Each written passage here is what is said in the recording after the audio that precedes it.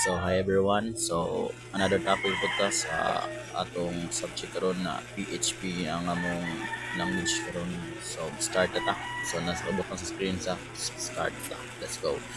So comment na siya tanan. So na ko'y gilahi ng usa na akong gi-kuha comment. So ato na siya iparan guys. So comment. Next. So ako naman nag-open. So tanawa sa board control ang pag siya kuan guys. Next. So ito'y balik tanan. Ito'y control Z. Para dili kita mag-debug. So nakauna ng panel na sa sum. And after na guys. So makita nyo sa screen ng atong mga protocol ng Yunsa ba. So mana ang index display ng PHP mar. So para sa docs na siya na ako na sum. So sige. So ayan ha.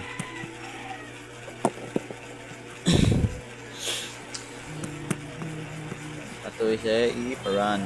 Ato sa i-copy ang 995 na number.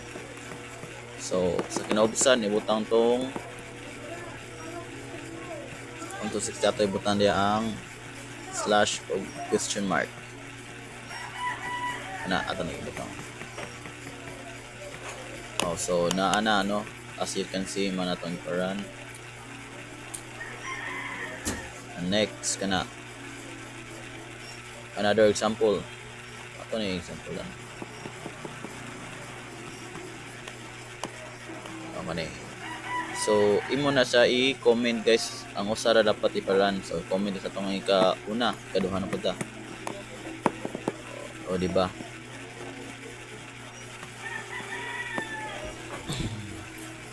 Sayop na. So ato sa ni-delete ang number 1 and number 2 na konti. So run balik. Run balik ka. Another example na. Wait lang guys. Ato i-refresh o di ba? Basic ra kayo. So next is add. Ato sa na i-comment tanan. Comment na tanan.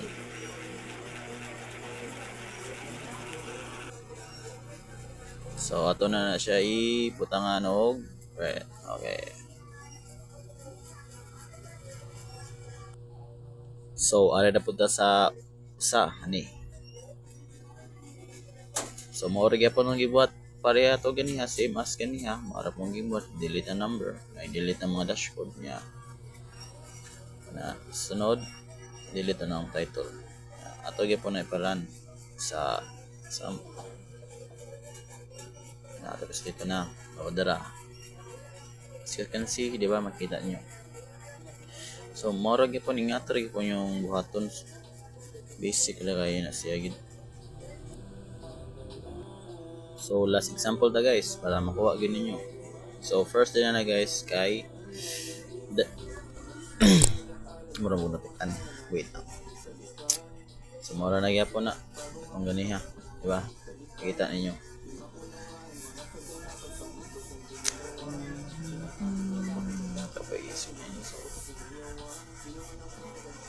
Matong tulo akong gikan ganiya guys. Ginasave na nako sa sum niya htdocs. Maabot ra ta diya ato ra explain kun saon mga tutorial.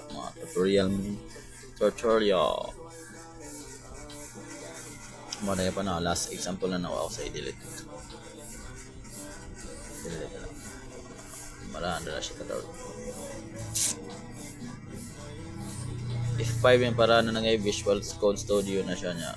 Nag-installer pa ko PHP na Elephant o diba sa klaro ra screen guys, klaro agad na ninyo para na yun ako siya lo sama ng upat ka book no maurag po na mga example nga to nagipon og yun sa food kana ako na ko nagi na ako ni para na ko na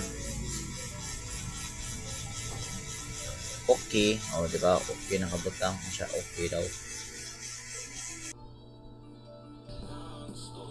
So guys, adluhan mo kung saon mag-set up sa software sana sa imong files kana apil po na sa control panel. mura na i-play ang kanang Apache. Nya sunod na admin.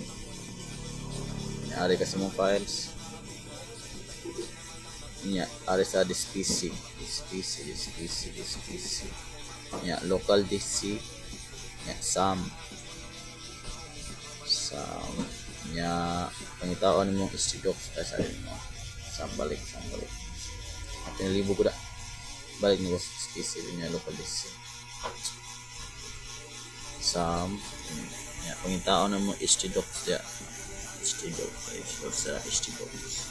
Nya imong files na naka-save. So mo nang tulo ka buok sa ato makita nyo sa panel na ko kaniya kung iparan sa HTDocs mo nang 4 ka buok. Ano siya naka-save sa files sa Visual Studio Code.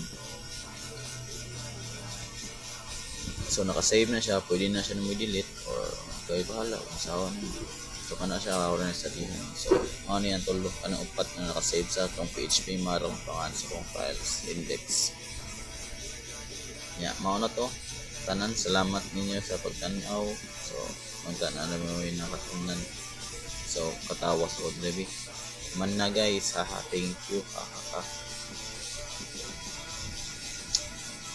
So kung muta na mag-unsay gamit ako na screen record, so OBS Studio na siya guys. Mura tag high tech ayan. Makapoy tapos na iban pang control Z ko niya to sa comment tanan. So na comment naman ako sa bye bye, X Africa and bye bye.